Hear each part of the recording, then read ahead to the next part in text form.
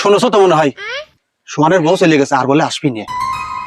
ওই যে সোয়ানের বউ চলে গেছে আর আসবি নে বলে গ্রামে সব জায়গায় রটিয়ে গেছে। তোমরা জানো না এই ঘটনা? কি গো ভাইস্তি, মন খারাপ কে? বৌমা কি বাড়িতে আছে? না চাচা, আপনার বৌমা তো চলে গেছে। ক কি ভাইস্তি, কখন গেল? কাল রাত্রি তো চাচা চলে গেছে। ও ঠিক আছে ভাইস্তি, থাকো আমি চলে গেলাম। হ্যাঁ,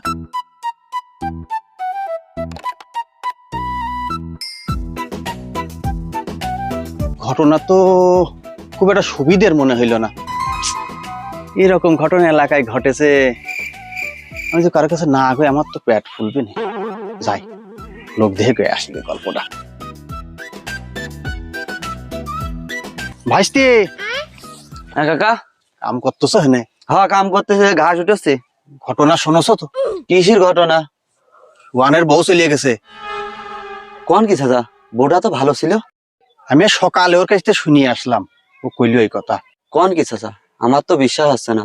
আর আমার জানা মতো ওর পারিবারিক কোনো ঝামেলা নাই। আমারও তো বিশ্বাস হচ্ছিল না, আমি নিজে ওর কাছ থেকে শুনিয়ে আসলাম। আমি ওর একটু বুঝিও পাটটা থোয়ালাম যে কাদাকাটি করিস নিয়ে, তোর এর সাথে ভালো মেয়া দেখে বিয়ে দিয়ে দেবো না আমি। আসছে, তুমি কিন্তু এই কথা কারোর কাছে কেয়া না। আমি তোর একদম আপন মনে করি এই কথাটা কইছি, কিন্তু এই কথা এলাকার লোকজন জানাজানি হলে ঝামেলা হতে পারে। আমার হলো এক জবান, আপনি বিশ্বাস করে কয়েছেন।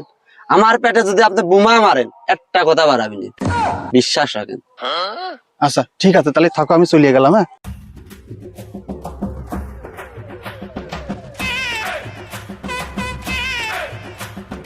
ভাইস্তে মালিক, ভালো আছো? হ্যাঁ চাচা।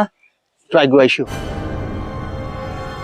শুনেছো তো মনে হয় সোয়ানের বউ চলে গেছে আর বলে আসবি নে। কোন কি চাচা? ভাবি তো খুবই ভালো মানুষ ছিল, বাড়ির পার গেলে কি হালু ঝালু করতো। এখন মানুষের কথা কি কওয়া যায় নাই? হ্যাঁ, এই ভালো এই খারাপ, সারাদিন খালি ফোন চালাই, ফোন খালি এরম এরম করে। আমার আগেই অবিশ্বাস হইতো, আমি কারো কাছে করতেই পারিনি এসব কথা। আজ যখন শুনলাম চলিয়ে গেছে, এখন বিশ্বাস হয়েছে। ভাইস্তি, তুমি কিন্তু কারো কাছে কেয়া না, তোমার কিন্তু একদম আপন মনে করে আমি কথাটা কইছি।